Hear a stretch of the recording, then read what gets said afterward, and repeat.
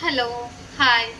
तर आज आपण जाणार आहोत लालबागच्या राजाचं दर्शन घ्यायला.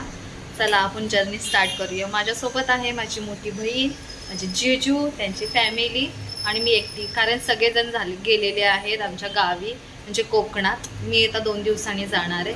सो 1-2 दिवस होते, मग मला आज सुट्टी असल्यामुळे आज जाऊया लालबागच्या दर्शनाला.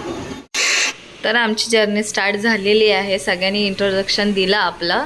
मग आम्ही दादर उतरलो, तिथून चिंचपोकळी, आणि मग हे असं थोडंसं चाललं की लालबागच्या राजाचं रांगेत दर्शनाला आम्ही उभे पण राहिलेलो. हे फ्रंटचं डेकोरेशन केलेलं आहे, हे खूप सुंदर होतं. आम्हाला तर खूप आवडलं. तर फोटोशूट करायचा होता, पण खूप गर्दी होती, पोलिसांची पण लगबग चालू होती, म्हणून आम्ही नाही काढले. बॅक साईडच्या ह्याच्यावर फोटो काढले.